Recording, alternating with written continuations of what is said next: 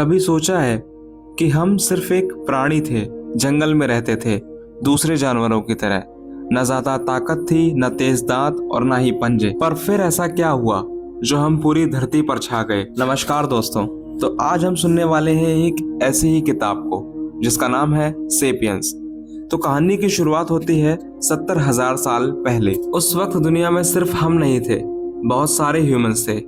नियोंदरथॉल्स, होमो erectus और हम होमो sapiens सब अलग अलग जगह रहते थे, अपने तरीके से सरवाइव करते थे। पर आज के समय में जिंदा कौन है? सिर्फ हम, होमो सेपियंस। आखिर बाकी सब कहाँ गए? क्या हमने उन्हें मिटा दिया या वो वैसे ही खत्म हो गए? ये आज भी एक मिस्ट्री है, लेकिन एक चीज पक्की है, कुछ तो बदला था हमारे दिमाग में। सबसे बड़ा बदलाव आया हमारे सोचने के तरीके में। पहली बार इंसानों ने कहानियां सोचनी शुरू करी।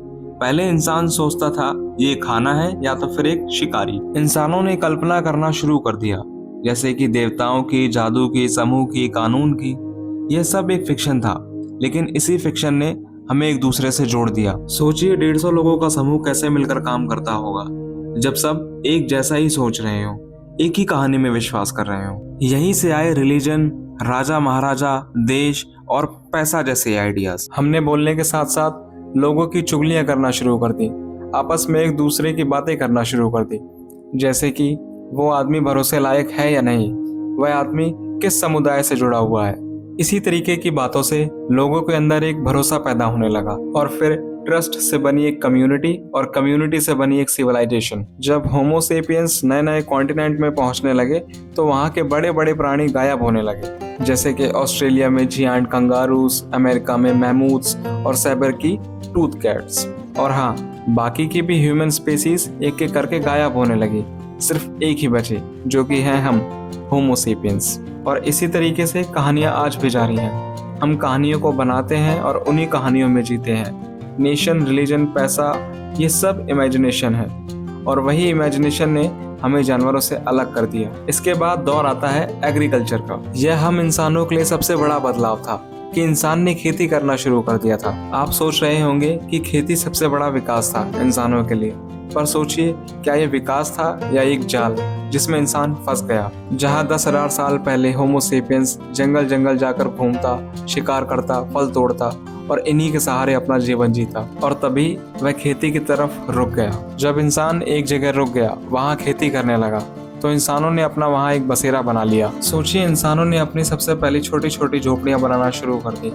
वह उन्हीं झोपड़ियों के अंदर रहने लगे और वहीं पास में खेती करने लगे। तब उन्हें जगह जगह घूमना नहीं पड़ता था, वह खेती करके अपने भोजन का प्रबंध करने लग गए थे। इंसानों ने एक ही जगह रहकर दिन भर मेहनत करना शुरू कर दिया।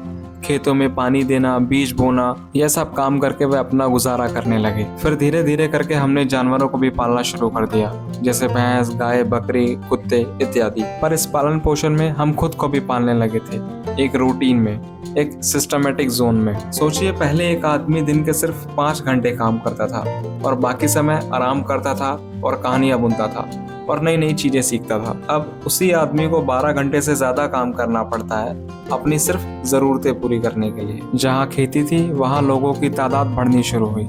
उसी तरीके से बनते गए छोटे गांव, बड़े गांव और फिर शहरों का जन्म हुआ। अब रिसोर्सेस तो लिमिटेड थे, पर लोग ज्यादा थे। यहीं से शुरू हुआ इनइक्वालिटी। कुछ लोग अमीर हो गए, कुछ गरीब, कुछ राजा बन गए और कुछ गुलाम। धन, जमीन और परिवार, ये सब अलग अलग होने लगे।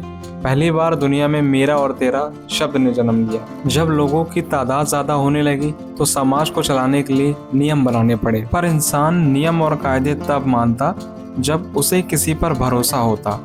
तो राजा ने कहानियां बनानी शुरू कर दी, धार्मिक कहानियां, देवताओं की कहानियां। वह कहने लगे, मैं भगवान का दूत हूँ, यह नियम ईश्वर ने दिया है। और लोग इन बातों को मानने लगे और यह हमारी धीरे धीरे एक सभ्यता बन गई। आज भी हम सिर्फ विचारों में जीते हैं। पासपोर्ट, देश, पैसा, बैंक, ये सब हमारे विचार ही तो हैं। फार्मिंग ने हमारे जीवन में एक सर्टेनिटी दी, लेकिन उसने एक इमोशनल बर्डन भी दिया। पहले अगर जंगल में कुछ गलत होता तो हम दूसरी जगह चले जाते, लेकिन अब फसल बर्बाद हुई तो भूखमरी, बीमारी और मौत का सामना करना पड़ता था। एग्रीकल्चरल रिवॉल्यूशन एक बहुत बड़ा धोखा था, एक ऐसा फ्रॉड जिसमें हम सब लोग खुश दिख रहे थे, लेकिन अंदर ही अंदर गुलामी बढ़ती जा रही थी। और सबसे बड़ा पैराडॉक्स, गेहूं तो खुश हो गया, उसने अपना जीवन बढ़ा दिया, हर कोने में फैल गया, पर इंसानों का क्या, वह थक गए। शुक्रिया दोस्तों, ये कहानी का ये पार्ट यहीं खत्म होता है। आगे मिलेंगे फिर एक नई कहानी के साथ।